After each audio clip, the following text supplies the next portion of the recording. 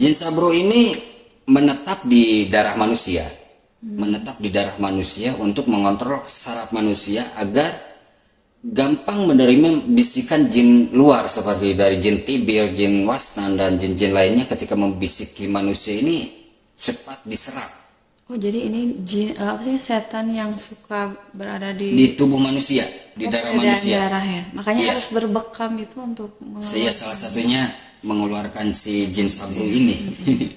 Jin sabru ini dia menetap di tubuh manusia dan membisikkan manusia ke dalam dadanya. Yuwas wisupi sudurinas. Jadi manusia itu nantinya lebih gampang sekali terjerumus, lebih gampang sekali tergoda. Ini tugasnya daripada jin sabru ini, menetap di darah manusia. manusia itu digoda di luar, dari dalam. Iya, kiri, kanan, belakang, depan. Banyak itu satu menurut Rasulullah manusia itu SAW beberapa. seperti itu. Iya. Jadi godaannya begitu banyak. Jin sabru menetap di tubuh manusia, di aliran darah manusia.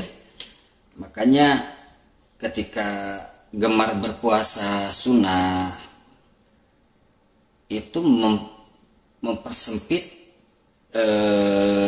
masuknya jin sabru, dipersempit tuh karena melalui darah itu masuknya. Nah, ada juga jin dasim.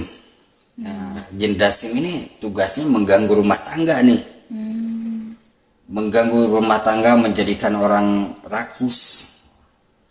Jadi misalkan manusia tuh sebenarnya nggak lapar, tapi karena diganggu sama jin dasim, jadi rakus bawaannya, pengen serba dicicipin, pengen serba dimakan gitu, tanpa berpikiran itu halal haramnya. Itu godaan daripada jin dasim.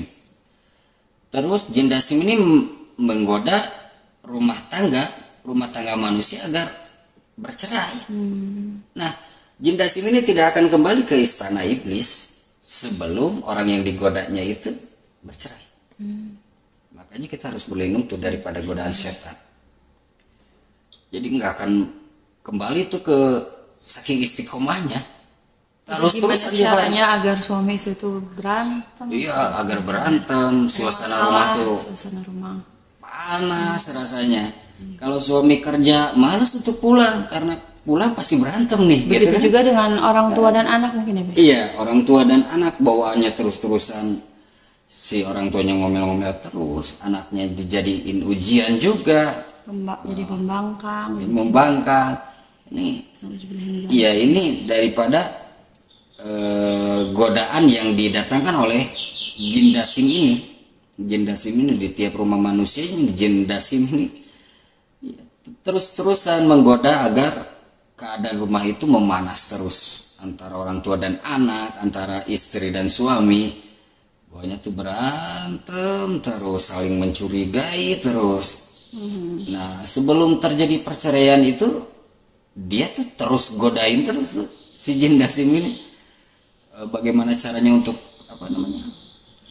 bercerai gitu. Rakus juga mungkin bukan hanya dari makanan aja, dari Iya, harta. dari harta. masing-masing. Makanya ada koruptor tuh, istri. koruptor yang sebenarnya gajinya udah gede ya, pejabat yang korupsi itu, tapi merasa tidak cukup. Yang nggak pejabat Dibikin aja rakus. sih, Bia. Yang Iya. lainnya juga mungkin. Banyak sifat rakus itu jadi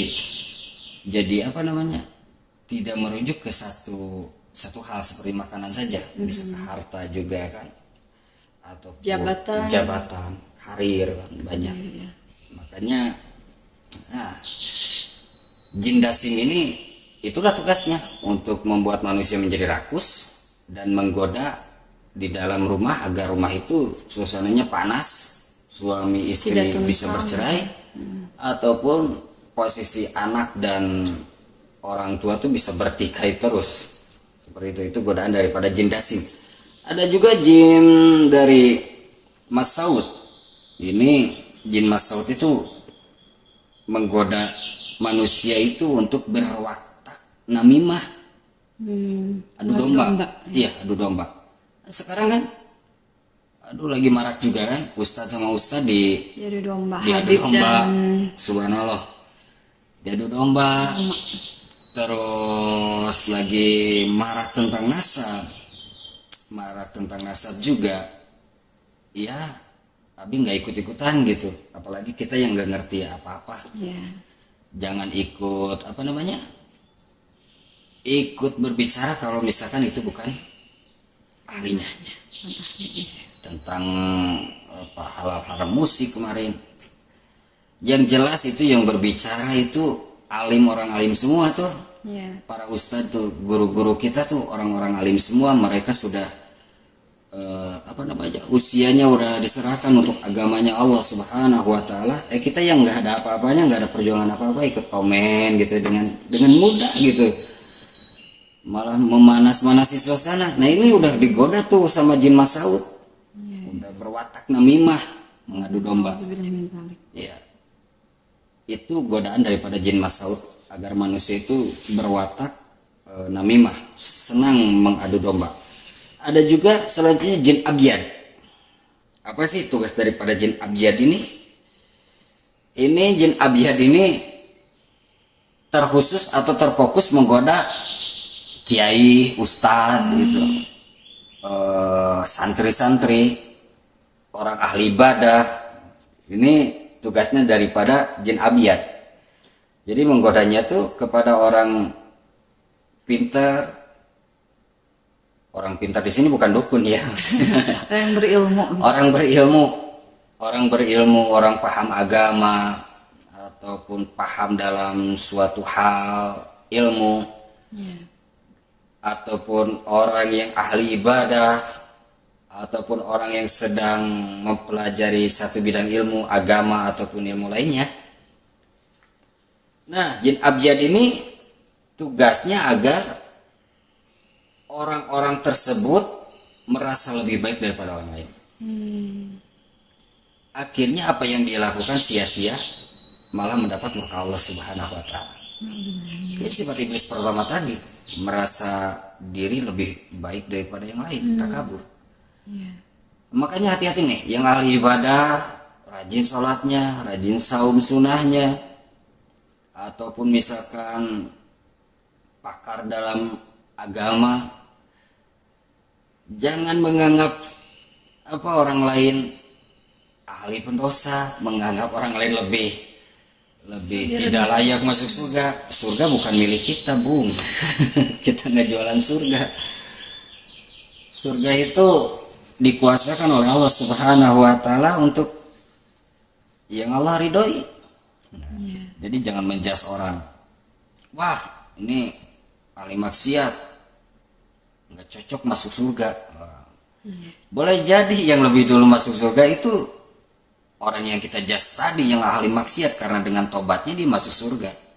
Sedangkan misalkan kita yang serasa ahli taat tapi ada sifat sombong di dalam hati, malah dicampakkan Allah Subhanahu wa taala dalam neraka.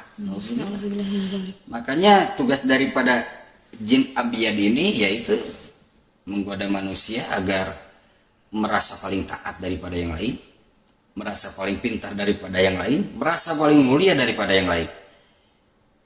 Kan setan itu tidak akan mengambil pahala seseorang. Misalkan mengambil pahala sholatnya enggak, pahala puasanya enggak. Tapi bagaimana dia tetap melakukan sholat tapi sholatnya tidak bernilai di hadapan Allah Subhanahu wa taala.